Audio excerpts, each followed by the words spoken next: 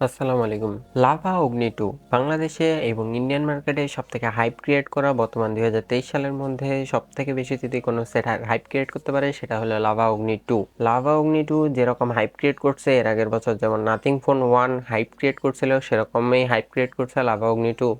এবং পোকোফোন F1 2018 সালে আসছিল, সেই সেটটার মতো এই সেটটাতে হাইপ ক্রিয়েট হচ্ছে এবং মানুষের অনেক ইন্টারেস্ট যে লাভা অগ্নি 2 এই সেটটা কিরকম তৈরি করছে কোম্পানি এবং এই সেটটাতে কি কি দিয়েছে কোম্পানি সেটা জানার জন্য। লাভা অগ্নি 2 মধ্যে আমরা অনেক কিছু ভালো জিনিস পাবো এবং অনেক কিছু খারাপ জিনিসও পাচ্ছি, কিন্তু এই খারাপ জিনিসটা অনেকে বলতেছে না এবং কোম্পানিও বলতেছে না যে কি কি আমরা খারাপ জিনিস পেতে পারি। তাহলে দেখা যাক আজকে lava Agni 2 pros and cons গুলো কি কি আমি স্টেপ বাই স্টেপ আপনাদেরকে জানিয়ে দেবো যে এই লাভা অগ্নি 2 প্রোজ গুলো এবং কনস গুলো কি কি এবং কিসের জন্য আপনি এই সেটটি নিবেন এবং কিসের জন্য নিতে পারেন না সেটা নিয়েও আজকে আমি ডিটেলসে কথা বলবো। লাভা অগ্নি 2 ইউজার এক্সপিরিয়েন্স এবং হার্ডওয়্যারের যে সফটওয়্যারের সাথে কম্বিনেশন এগুলোকে আমি দুটি বিভাগে ভাগ করছি, একটা হলো প্রোজ একটা হলো কন। এই সেটের মধ্যে কি কি ভালো জিনিস আছে সেগুলো আমি অবশ্যই বলবো, সেটার মধ্যে খারাপ জিনিসগুলো বলবো। সবার প্রথমে প্রোজে আসা যাক। প্রোজ এই সেটের মধ্যে অনেকগুলো আছে। আপনি যদি সেটের স্পেসিফিকেশন দেখেন তাহলে দেখবেন যে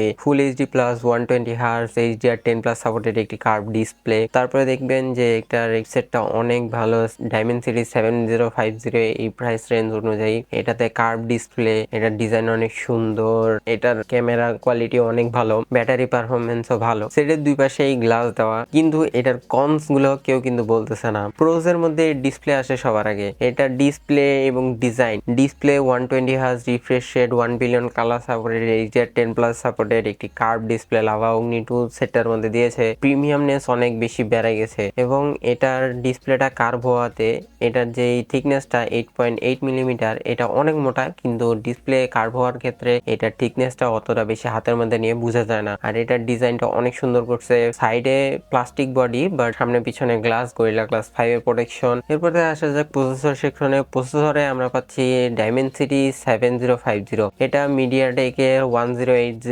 প্রসেসরের একটি রিফাইন্ড ভার্সন, ডাইমেনসিটি 7050। এই প্রসেসরটা 6nm টেকনোলজিতে বিল্ড করা এবং এই প্রসেসরটার পারফরমেন্স অনেক ভালো। হেভি ইউজের জন্য এই প্রসেসরটা তেমন না, বা গেমিং করার জন্য প্রসেসরটা না, কিন্তু টুকটাক যদি আধা ঘন্টা 1 ঘন্টা একদিনে গেমিং করেন তাহলে এই প্রসেসরটা অনায়াসে হ্যান্ডেল করে নিতে পারবে, কিন্তু হেভি ইউজারদের জন্য এই সেটটা না। আর এই সেটের স্টোরেজ হিসেবে থাকছে UFS 2.2 স্টোরেজ এবং র্যাম হিসেবে থাকছে LPDDR4। এটার আমরা স্টোরেজের বেস ভেরিয়েন্টে পাবো 8GB 256GB। কোম্পানিগুলো এখন 128GB স্টোরেজের থেকে 256GB স্টোরেজে পুশ করছে, কারণ এখন দেখা যাচ্ছে যে 128GB স্টোরেজ তাড়াতাড়ি ফুল হয়ে যাচ্ছে। 128GB স্টোরেজ মানুষ ভালো মতো করে ব্যবহার করতে পারতেছে না, অ্যাপগুলো অনেক বড় হয়ে যাচ্ছে, এই জন্য 128GB স্টোরেজ ফুল হয়ে যাচ্ছে এবং 256GB স্টোরেজ দিলে আমাদের সেটটাতে আমরা অনেক কিছু রাখতে পারবো। এবং এটাতে মেমোরি কার্ড ঢুকানোর কোনো স্লট নাই, এটাতে ডুয়াল সিম ঢুকানোর স্লট আছে। তো আমাদের 256GB স্টোরেজ দিছে, এটা স্টোরেজ নিয়ে কোনো টেনশন করতে লাগবে না। এবং বেস ভেরিয়েন্ট 8GB র্যাম। সেটের ব্যাটারি সেকশনে আমরা পাচ্ছি 4700 mAh এর একটি হিউজ ব্যাটারি এবং এর বক্সেই থাকছে 66 ওয়াটের একটি চার্জার। 66 ওয়াটের চার্জারটি দিয়ে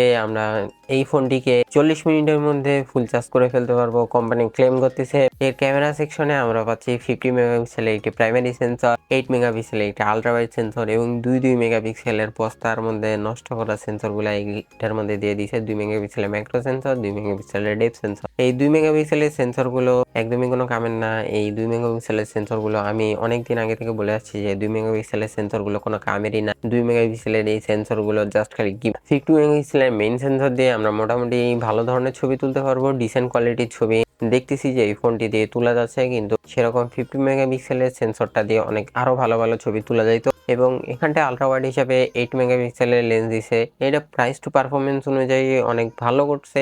8 মেগাপিক্সেল আমার কাছে একটু কেন জানি ডাউনগ্রেডেশন মনে হয় আলট্রা ওয়াইডের ক্ষেত্রে, কারণ আলট্রা ওয়াইডে আমরা পুরো সিনটা দেখি, পুরো সিনটার মধ্যে যদি আমাদের শার্পনেস বা ডিটেলসই না থাকে তাহলে কিন্তু সিনটা বা ছবিটা দেখে আমরা শান্তি পাবো না, বা ছবিটা আমাদের অতটা বেশি ভালো লাগবে না। প্রাইমারি সেন্সর দিয়ে আমরা সর্বোচ্চ 4K 30fps ভিডিও শুট করতে পারবো, ভিডিওর কোয়ালিটি তেমন ভালো। 50 মেগাপিক্সেলের সেন্সরটাতে OIS আছে, কিন্তু ভিডিওর কোয়ালিটি একদমই ভালো না, এটা সফটওয়্যারের কোনো সমস্যা। লাভা কোম্পানি নতুন, এই জন্য সফটওয়্যারের সমস্যা অনেক দেখা দিচ্ছে এই সেটটার মধ্যে। এই সেটটা এখনই নেবেন না, কারণ লাভা যে সফটওয়্যার আছে সেই সফটওয়্যারটার সাথে তারা সুন্দর মতো করে এই হার্ডওয়্যারগুলো মার্চ করতে পারে। এই জন্য ভিডিও কোয়ালিটি আমার কাছে অতটাও ভালো লাগেনি লাভা কোম্পানি। সামনের দিকে আমরা পাচ্ছি একটি 16 মেগাপিক্সেলের সেলফি ক্যামেরা। এটা দিয়ে আমরা সর্বোচ্চ full HD 30 FPS video shoot করতে পারবো।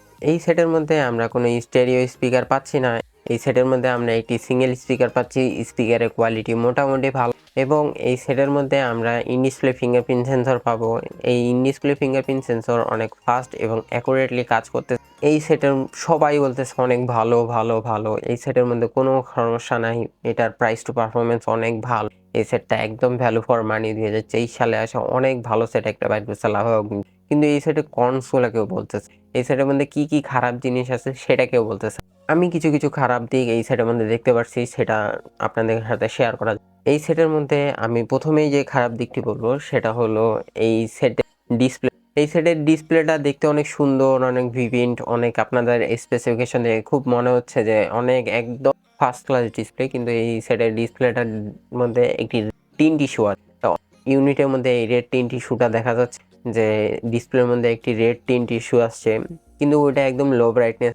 ডিসপ্লেটা দিছে ভালো, কিন্তু ডিসপ্লেটার সাথে সুন্দর মতো করে অপটিমাইজেশনটা ভালো করতে পারেনি, এবং ডিসপ্লেটা একটু লোয়ার গ্রেডেড, এই জন্য টিন্ট ইস্যু আসছে। আমরা অনেক দামি দামি ফোনের মধ্যে দেখছি, যেমন OnePlus 8T বা 9RT বা 9 Pro, এইগুলোতেও মাঝে মাঝে গ্রিন টিন্ট ইস্যু, কিন্তু এইগুলো তেমন কোনো সমস্যা না। কিন্তু এগুলো কেউ বলতেছে না, এগুলো কনসের মধ্যে পড়ে, এগুলো কেউই বলতেছে না। শুধু লাভা অগ্নি 2 সবাই প্রশংসাই করে যাচ্ছে। লাভা অগ্নি 2 অবশ্যই প্রশংসার দাবিদার, কারণ তাদের প্রাইস টু পারফরমেন্স এবং এই সময়ে এরকম সেট লঞ্চ করা খুবই দুঃসাধ্য একটি বিষয়। এর আরেকটি খারাপ দিক হিসেবে আমার মনে হয়েছে যে এটার ক্যামেরাতে 50 মেগাপিক্সেলের ক্যামেরা দিছে, কিন্তু এটার ক্যামেরা কোয়ালিটি 50 মেগাপিক্সেল অনুযায়ী তেমন ভালো আমরা আউটপুট পাচ্ছি না। 50 মেগাপিক্সেলের সেন্সর, এটা স্যামসাং এর GM1 সেন্সর। আই থিঙ্ক আমার অতটা ঠিক মনে নাই যে GM1 সেন্সর, যতদূর সম্ভব এটা একটি স্যামসাং এর সেন্সর, এবং এই সেন্সর দিয়ে এর থেকে ভালো ভালো আউটপুট দিচ্ছে অনেক কোম্পানি। সবটাই বোঝা যাচ্ছে যে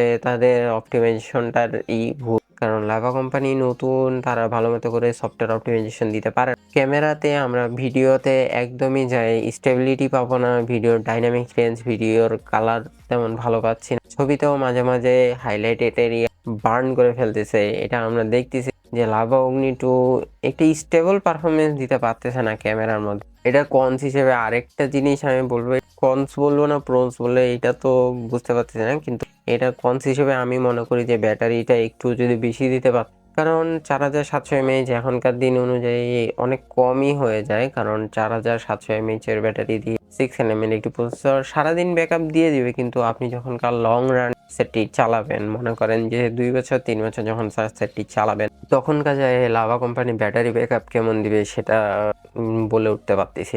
এটা সফটওয়্যারকে আমি প্রোস বলবো নাকি কনস বলবো সেটা নিয়ে আমি বুঝতে পারছি না, কারণ প্রোস বলতে গেলে এটা সফটওয়্যার একদম স্টকের মতো এক্সপিরিয়েন্স দিচ্ছে। অ্যান্ড্রয়েড 13 এর স্টক UI ইউজ করা হয়েছে, কিন্তু লাভা এই সেটের মধ্যে তেমন করে অপটিমাইজেশন করতে পারে। সেটটার যে প্রসেসরটা 750, এটা রিয়েলমি 11 Pro 11 Pro প্লাসের মতো সেটেও ইউজ করা হয়েছে। সেই সেটগুলো কিন্তু বাংলাদেশে প্রায় 40,000 টাকার কাছাকাছি। সেটটা সফটওয়্যারে একটু অপটিমাইজেশনের দরকার আছে অবশ্যই। আমি মনে করি সেটের অপটিমাইজেশনের উপরে ক্যামেরার পারফরমেন্সটা একটু কম মনে হচ্ছে, ডিভাইসের পারফরমেন্স মানে প্রসেসরের পারফরমেন্সটা একটু কম মনে হচ্ছে। সেটটি অপটিমাইজেশন করতে পারলে অবশ্যই এই সেটের পারফরমেন্স আরও বেশি বুস্ট। এখন কনক্লুশনে আসা যাক যে লাভা অগ্নি 2 কাদের জন্য নেওয়া প্রয়োজন, কাদের জন্য নেওয়া প্রয়োজন। লাভা অগ্নি 2 যাদের জন্য নেওয়া প্রয়োজন, তারা আপনার যদি একটি সুন্দর ডিজাইন চান, একটি ভালো ডিসপ্লে চান, তাদের জন্য সেটটা নেওয়ার দরকার, এবং সেটটার ওভারঅল সব দিক দিয়ে। কিন্তু আমি চাচ্ছি যে সফটওয়্যারটা যদি একটু অপটিমাইজেশন করা যায়, মানে সফটওয়্যারটা যদি একটু ভালো মতো করে কোম্পানি অপটিমাইজেশন করে, তাহলে একটা বেস্ট ডিল হবে। ইন্ডিয়াতে এই সেটটা লঞ্চ করা হয়েছে 20,999 মানে 21,000 টাকা। এটা বাংলাদেশে আসলে মোটামুটি 28-30,000 টাকার মধ্যে পড়ে যাবে। হ্যাঁ, 30,000 টাকার মধ্যে আমার দেখা মতে এবং কনক্লুশন করে যেটুকু বুঝতে পারলাম যে 30,000 টাকায় সব থেকে ভালো ডিল লাভা অগ্নি 2। তাদের সফটওয়্যারটা যদি একটু ভালো মতো করে অপটিমাইজেশন করে, এই সেট থেকে আরও বেশি পারফরমেন্স আরো ভালো ক্যামেরার কোয়ালিটি আউটপুট আমরা পাইতে পারি। তো ভিডিওটা যদি ভালো লাগে ভিডিওটিতে একটি লাইক দিয়ে দিবেন, চ্যানেলটি সাবস্ক্রাইব করে রাখবেন। ভালো থাকবেন, সুস্থ থাকবেন। আসসালামু আলাইকুম।